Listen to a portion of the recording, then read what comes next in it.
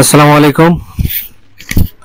আশা করছি সবাই ভালো আছেন। তো গত বছরের ডিসেম্বরের দিকে আমি একটা প্রজেক্ট হাতে নিয়েছিলাম, সেটা হচ্ছে ইনকিউবেটরে কিভাবে বাচ্চা ফোটানো যায়।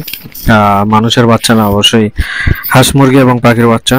তো আমি প্রথমে প্রজেক্টটি হাতে নিয়েছিলাম, হাতে নিয়ে আলহামদুলিল্লাহ সফলতা অর্জন করেছি। আমি দারাজ থেকে অর্ডার দেওয়ার পরে এটি আনবক্সিং করা হচ্ছে। দেখুন কিভাবে আনবক্সিং হয়। সেলার অনেক ভালো ছিল, বিসমিল্লাহ নাম সেলারের। খুব ভালো তার ব্যবহার, এবং যে ডেলিভারি দিয়েছিল তারও ব্যবহার মাশাআল্লাহ অনেক ভালো। তো আপনাদের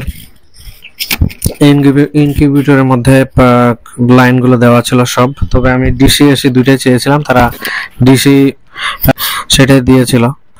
তো কারেন্টের লাইন আর 60 ওয়াটের একটি বাল্ব শুধু আমাকে এক্সট্রা কিনতে হয়েছিল, এছাড়া আর কিছু করতে হয়নি। 60 ওয়াটের বাল্ব কারেন্টের লাইনগুলো দিয়ে আমি ভালোভাবে চেক আপ করে নিই।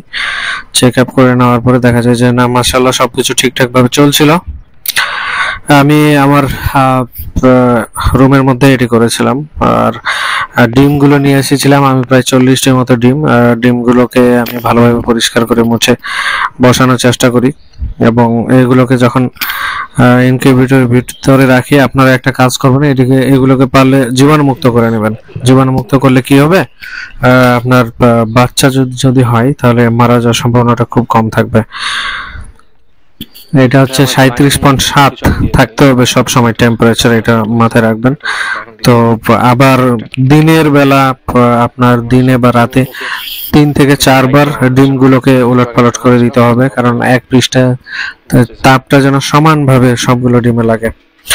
দেখুন লাইটের এক পাশে যে ডিমগুলো রয়েছে আর এক পাশে যেন তাপটা কম না লাগে, লাইটের পাশে নিয়ে আসে দিবেন। আমি 2টা দাগ দিয়ে দিয়েছিলাম আমার বোঝার সুবিধার্থে। তো আলহামদুলিল্লাহ বাচ্চাগুলো ফুটে আমার প্রায় 40টি ডিমের মধ্যে মাত্র 4টা ডিম নষ্ট হয়, এবং আমি 36টা বাচ্চা পেয়েছিলাম। আলহামদুলিল্লাহ যারা নতুন উদ্যোক্তা হতে চান, আপনারা এই কাজগুলো করতে পারেন।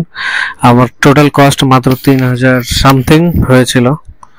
তাই আমি বড় আকারে এটি করতে চেয়েছিলাম, কিন্তু করতে পারিনি সময় স্বল্পতার কারণে। তবে আপনাদেরকে উৎসাহ দিব, আপনারা এই কাজগুলো করতে পারবেন। চীনা হাঁসও ইনকিউবেটরের মাধ্যমে বাচ্চা কিন্তু ফোটে। আপনাদের তরুণ উদ্যোক্তাদেরকে সবসময় স্বাগত জানাই। অবশ্যই আপনারা চেষ্টা করবেন, ভালো কিছু হবে ইনশাআল্লাহ। আসসালামু আলাইকুম।